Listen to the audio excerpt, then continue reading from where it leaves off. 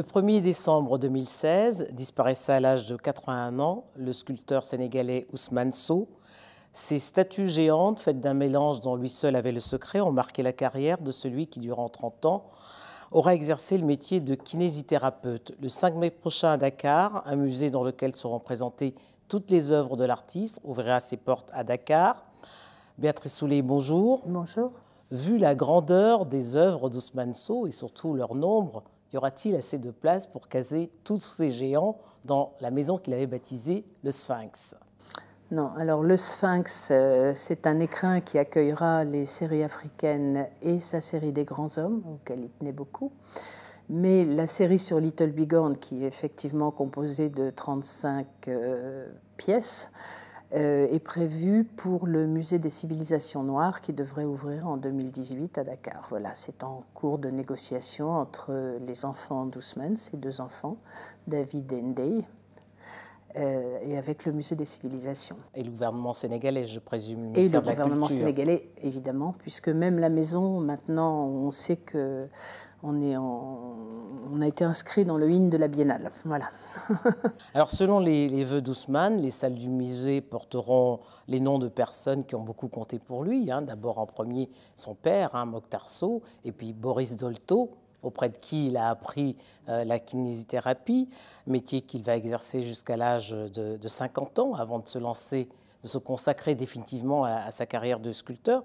Ce métier lui a énormément servi parce qu'on voit bien que ses œuvres sont vivantes, même si elles sont faites de terre. Bien sûr. Non, évidemment, puisque Michel-Ange faisait de la dissection, Ousmane, ça a été la kinésithérapie, et il disait qu'il fallait très très bien connaître le corps humain pour pouvoir le déformer. Or, quand vous prenez certaines œuvres d'Ousmane, par exemple son Nouba assis, si vous dépliez la jambe, elle est incommensurable, si vous voulez, mais il disait que pour déformer le corps humain, il fallait le connaître très très bien. Mais il déformait plus les hommes que les femmes, d'ailleurs. Il disait que les femmes et les animaux, il fallait plus respecter les proportions. Je ne sais pas pourquoi.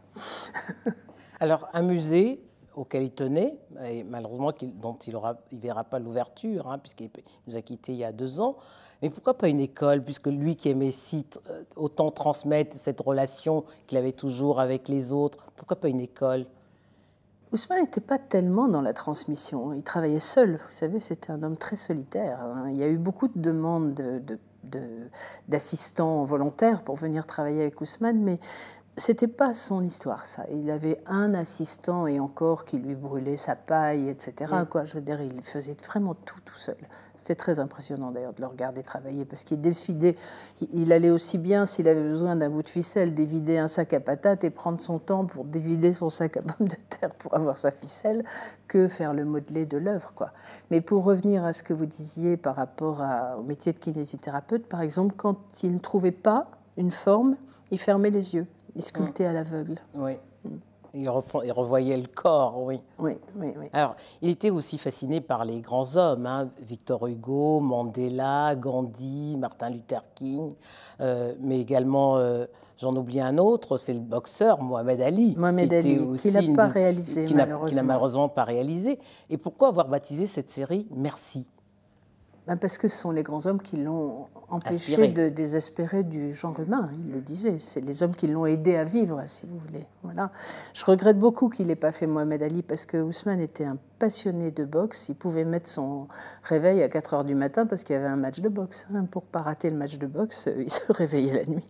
C'est dommage. Mais les autres sont quand même... Ces grands hommes sont très impressionnants et bon, il disait, moi je ne fais pas le musée Grévin. Et il a effectivement fait des grands hommes qui ont des lectures à plusieurs niveaux. Par exemple, si vous voulez, son Nelson Mandela, il est très impressionnant parce que bon, il l'a représenté en footballeur. Mais c'est une allusion à l'équipe de rugby et quand Mandela a revêtu le numéro 15. Voilà, des Springboks. Et c'est pas seulement ça, quoi. Alors, son Nelson Mandela, il est en footballeur, il est en gardien de but, qui est en train de marquer, de placer son mur pour chasser les chefs d'État pourris. Et sur lui, il y a CAAP, c'est Club africain des antipourris. Bon, et comme si ça ne suffisait pas, il a donné à ce Mandela jeune le visage de Mandela âgé. Parce qu'il préférait le visage de Mandela âgé au visage de Mandela jeune. Bon. C'est vrai qu'en vieillissant, il était beau, Mandela. Voilà. Et Ousmane le préférait âgé que jeune, donc il l'a fait jeune avec son expression de visage âgé. Enfin, vous voyez, sa façon de travailler les grands hommes avait toujours plusieurs lectures. Oui, une double lecture. Un autre grand homme aussi, à ses yeux, c'est De Gaulle. Ah oui, De Gaulle, pour lui, évidemment, pour un Africain, c'est quand même celui qui a évité à l'Afrique guerre terrible, les guerres d'indépendance. Et puis, bon, là aussi, il y a une lecture. Par exemple, il lui a fait les poches plates parce que c'était un homme honnête. Il l'a habillé moitié 14-18, moitié 39-40. Enfin, oui, bon. Il fallait toujours décoder, hein. Voilà. Il y a beaucoup de. C'est pour ça que la visite du musée sera, enfin, de la maison Ousmane Sow, parce qu'on ne va pas appeler ça le musée, c'est plus modeste que ça s'appellera la maison Ousmane Sow. Et pourquoi d'ailleurs le choix de la maison Ousmane Sow au lieu de musée Ousmane Sow? Parce que justement, c'est la maison qu'il habitait, et puis c'est moins pompeux, si vous voulez, que musée.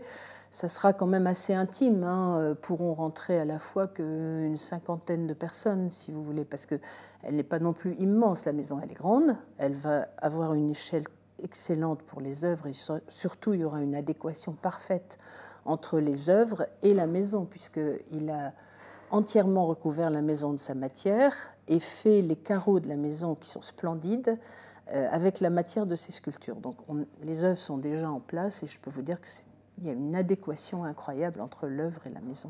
Enfin, voilà. Alors, il y a un homme qui a compté énormément à ses yeux, c'est son père, Mokhtar Sow, qui a été mobilisé pendant la guerre, hein, 14-18, et qui a même été décoré de la Croix de guerre. Absolument. Avec palme. Oui, et on comprend mieux pourquoi l'attachement d'Ousmane Sow à ce poème de Victor Hugo, Après la bataille. Oui, Après la bataille. Oui. Il le connaissait par cœur encore, ce poème-là. Oui, oui. Parce que c'était un peu son père. Voilà, c'était exactement son père, pour qui il avait une vénération, quoi. Une fascination. Oui, une fascination. Il y a un combat qu'a mené Ousmane Sow jusqu'à son dernier souffle, hein, c'est celui des droits d'auteur, le droit de suite, parce qu'il estimait que les artistes africains ne vivaient pas de leur art. Les artistes africains et les artistes en général, d'ailleurs, il ne défendait pas le droit d'auteur que pour les artistes africains. Je crois que c'était important pour lui, pour les artistes en général. Mais vous savez, Ousmane n'était pas un homme de compromis, c'était quelqu'un d'une grande exigence. Du jour où il a montré son œuvre, il a été très exigeant, il n'est jamais rentré dans des démarches commerciales pour se mettre en avant, quoi. Et le droit d'auteur, pour lui, c'était une chose vraiment sacrée. C'est pour ça que quand on lui a demandé d'être vice-président de la CISAC, il a accepté tout de suite. Il était très honoreux, alors que bon, c'était pas un candidat à des vice-présidentes, à des vice-présidences. Voilà. Donc, il n'était pas sensible aux honneurs. Je dirais pas ça. Disons qu'il ne courait pas après les honneurs. Voilà. Mais quand il était honoré, il ne boudait pas son plaisir. Non, non, il a été très honoré de recevoir, voilà, d'être commandeur de la Légion d'honneur et d'entrer à l'Académie des Beaux-Arts. Des Beaux-Arts, voilà. Premier africain, oui. Premier artiste africain. Voilà. Alors il y a une date qui est charnière dans la carrière d'Ousmane, c'est 1999, l'exposition sur le Pont des Arts avec une centaine de pièces. Hein, plus de 70. Plus de 70 pièces. Alors, quel souvenir en garde la commissaire que vous avez été? Alors là, beaucoup de souvenirs, le Pont des Arts, parce que ça a été une histoire, Ousmane disait souvent, c'était une petite histoire de famille, mais c'est vrai qu'on a fait ça avec nos petits bras, un peu naïvement, je dois dire. Mais donc ça a été quand même une épreuve, mais un souvenir merveilleux, parce que ce qui s'est passé sur ce pont était incroyable, quoi. C'était de 3 millions de visiteurs. Hein, 3 millions de visiteurs, et puis quelque chose qui était de l'ordre de les gens qui se parlaient, on n'avait rien organisé, les cars sont arrivés de la France entière, les écoles avec des enfants, enfin c'était quelque chose d'inouï. Mais Ousmane en a eu très peur à un moment donné de cette histoire. Pour quelle raison? La foule sur le pont l'affolait complètement. C'est-à-dire quand on circulait dans Paris après l'inauguration, si on devait passer le long du quai, il me faisait faire un détour pour pas passer le... Il voulait plus voir ça. Ça lui faisait peur, cette foule. 2013, l'entrée à l'Académie des Beaux-Arts, une consécration, hein, pour ce petit garçon né à Rebus. Non, ça a été un moment formidable. Mais là aussi, il a hésité au début parce que quand on le lui a proposé, ça a été une double initiative de Jean-Christophe Ruffin et Abdou Diouf qui en avait parlé. Oui, le président du Sénégal, Diouf, et puis voilà, qui Jacques-Christophe Ruffin qui a été ambassadeur au Sénégal. Voilà. Et il a quand même hésité, voilà, en se demandant si c'était pas beaucoup. Et puis, on en a parlé, mais il l'a plus fait pour son pays et pour son continent, quoi. Il était fier, pas pour lui, pour le pays et pour le continent. Alors, l'entrée à l'Académie des Beaux-Arts marque, comme je le disais, un tournant dans sa carrière. Mais il y a une phrase qu'on retient de cette entrée à l'Académie. Il a dit « Je dédie cette cérémonie à l'Afrique ».